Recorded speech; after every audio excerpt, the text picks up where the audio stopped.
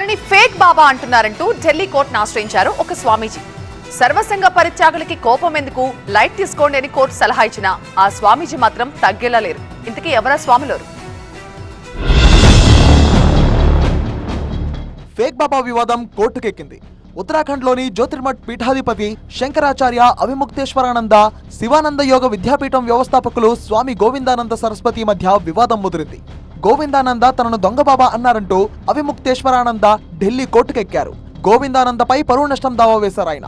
దీనిపై మధ్యంతర ఉత్తర్వులు ఇచ్చేందుకు న్యాయస్థానం నిరాకరించింది. గోవిందానంద కొంచెం ఆవేశానికి లోనై ఉంటారు, దీనిలో పరువు నష్టం ఉందని అనుకోలేమని కోర్టు కామెంట్ చేసింది. అయినా మీరు సాధువు, ఇలాంటి విషయాలకు ఆందోళన దేనికి, మీరు వాటిని పట్టించుకోకూడదు, ఇలాంటి ఆరోపణలతో మిమ్మల్ని కించపరచలేరు అంటూ స్వామీజీకి నచ్చజెప్పింది కోర్టు.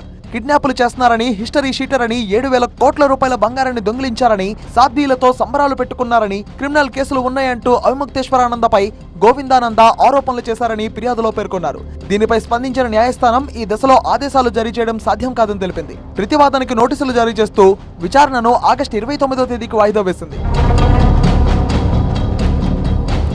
అంతకుముందు జూలై 21వ తేదీన గోవిందానంద ప్రెస్ మీట్ ఏర్పాటు చేసి అవిముక్తేశ్వరానందపై పలు ఆరోపణలు చేశారు. ఒక దశలో దొంగబాబా అని కూడా అన్నారు. వారణాసి న్యాయస్థానం ఆయనపై నాన్ బెయిలబుల్ వారెంట్ ను జారీ చేసిందన్నారు. మరోవైపు అవిముక్తేశ్వరానంద ఇటీవల కాలంలో కేదార్నాథ్ ఆలయంలో 225 కిలోల బంగారం మాయమైందని, అయోధ్య రామాలయంలో జరిగిన కార్యక్రమంలో లోపాలు ఉన్నాయంటూ ఆరోపణలు చేసి వార్తల్లో నిలిచారు. అప్పట్లో ఆయన్ను సినీ నటి కంగనా రనౌత్ సహా పలువురు విమర్శించారు.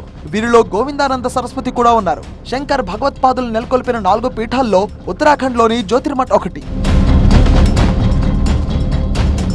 గతంలో షిరిడి సాయిబాబా దేవుడి కాదని కమెంట్లు చేసి దుమారం రేపారు గోవిందానంద. ఆయన బీజేపీకి సన్నిహితమని ఆరోపణలు ఉన్నాయి. ఇక అవిముక్తేశ్వరానందకు కాంగ్రెస్ అండదండలు ఉన్నాయంటున్నారు. ఈ స్వామీజీల గొడవ ఎటు దారితీస్తుందో చూడాలి మరి.